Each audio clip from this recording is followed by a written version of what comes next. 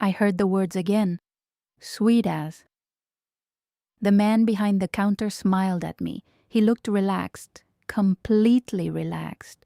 But I stood there with my helmet in my hands, my legs tired and dirty, and I had no idea what those two words meant. Sweet as what? Sweet as sugar. Sweet as a cake. I had heard that phrase 3 times already that day, and every time I felt more confused. I took a deep breath. I needed to ask. I needed to finally understand. But let me start from the beginning. My name is Lena. I am from Stuttgart, in Germany.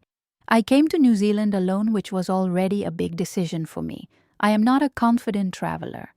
And my English, well, my English is okay. I studied it in school for many years. I can read it. I can understand movies if they speak slowly. But talking to real people in real situations with real accents, that is a completely different thing. That made me nervous. Very nervous. I chose New Zealand because I wanted something far away, something completely different from my life in Germany. I wanted mountains, open air, and green everywhere. I wanted to feel small in a big landscape. And New Zealand gave me all of that. The moment the plane landed in Queenstown, I pressed my face against the window and I thought, yes, this is the right place. I booked an Airbnb near the center of town. It was a small wooden house with a garden and big windows. The host was a man named Craig. He was tall, around 50 years old, with a wide smile and very fast English. When I arrived with my suitcase, he opened the door before I even knocked. Welcome. You must be Lena. How was the flight? Long, I said, but good. Thank you. He carried my bag inside and showed me around the house, the kitchen, the bathroom, the garden. He explained how the key worked, where to put the rubbish, which supermarket was closest. I understood most of it, maybe 70%. Then he asked me, so what are your plans for tomorrow? I want to try a mountain biking, I said. There is a trail. I saw it online. His face lit up. Oh, the Wynyard Trail. That's a great choice. It's not too hard. Beautiful views. You'll love it. Is it difficult for a beginner? I asked. Nah, you'll be fine. The rental place is just 10 minutes from here. Tell them Craig sent you. He pointed at a map on the fridge. You'll have a brilliant day. He picked up my bag to carry it to the bedroom, and then, casually, as if it meant nothing at all, he said, Sweet as. I stopped. I turned to look at him, but he was already walking down the hallway, still smiling, talking about something else. I said nothing. I thought maybe it was a local goodbye. Maybe it meant something like, have a nice time. I was too tired from the flight to ask. I told myself I would figure it out later. I did not figure it out later. The next morning was warm and sunny. Queenstown in summer smells like pine trees and fresh water. I put on my cycling clothes, had a quick breakfast, and walked to the bike rental shop. It was called Trailhead Cycles, a small wooden building with bikes hanging outside and helmets in a row near the door. The woman inside was young, maybe 25, with short hair and a bright green jacket. Her name was Jess. She was fast and cheerful and very professional. Have you ridden a mountain bike before? She asked. Yes, but not on trails like this, I said. Only in parks, flat roads. No worries. This trail is good for intermediate riders, not too technical. Just watch the corners on the way down. They get steep near the bottom. She fitted my helmet carefully and adjusted the seat of the bike. Then she showed me a paper map of the trail and pointed to the main sections. Start here, go left at the fork, follow the blue markers. If you see the red ones, you went too far. The trail takes about 2.5 hours. There's a small rest area halfway, good place to stop and eat something if you bring a snack. I listened carefully and tried to remember everything. Any questions? She asked. No, I think I understand, I said. She smiled. She handed me the map. Sweet as. I blinked. There it was again. The same 2 words. I looked at her face. She was already turning away to help another customer. I folded the map and put it in my jacket pocket. Something felt strange. I did not know why she said that, but everyone seemed so calm when they said it. So I kept walking. I kept telling myself it was probably fine. The trail was beautiful. I will say that first. Even before the confusion, even before everything went wrong, the trail was genuinely beautiful. Green hills on every side. The lake far below, bright blue in the morning sun. Birds I had never seen before. The smell of dry earth and warm grass. I rode for about 40 minutes before I started to feel the effort in my legs. The first part was gentle, but then the path became steeper. I stopped at the fork in the trail and looked at my map. Left, Jess had said. I went left. After another 20 minutes, a man on a bike came up beside me. He was fast, but he slowed down when he saw me. You all right? He asked. I looked at him. He was smiling, but I thought, is something wrong? Do I look bad? Is he asking because I seem injured? Yes, I said quickly. I'm fine, thank you.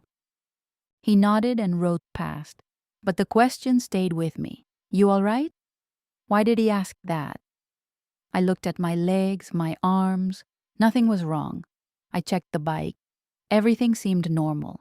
But his question made me suddenly aware of how alone I was on that trail, how far from the center of town, how little I understood about this country and its people and its way of talking. That was when I started to worry. I rode on. The trail curved around a long hill, and I followed the blue markers carefully. But somewhere after the rest area, which I missed because I was looking at the view, the markers changed. I saw a red one on a tree. I stopped immediately. Red means I went too far. That is what Jess said. I turned the bike around and rode back slowly. My legs were tired now, really tired. I had not eaten anything since breakfast.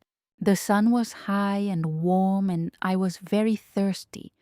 I found the right path again after 10 minutes, but those 10 minutes felt much longer than that. By the time I reached the end of the trail and returned the bike to Jess, I was exhausted.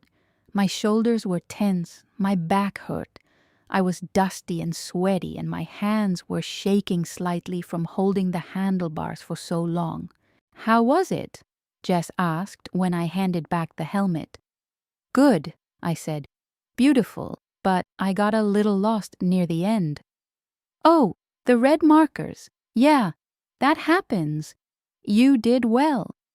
I wanted to ask her about the expression. I really did.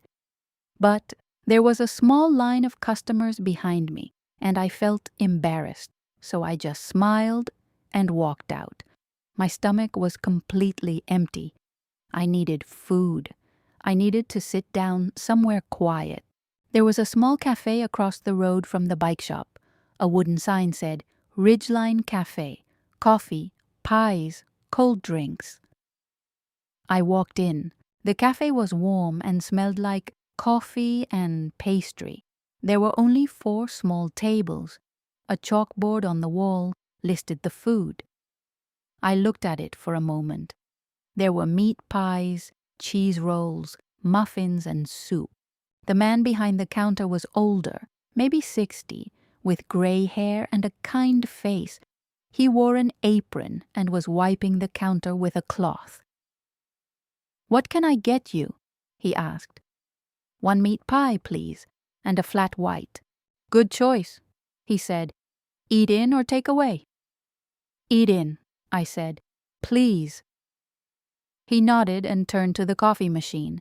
Then he said it, casually while his back was still turned without even looking at me.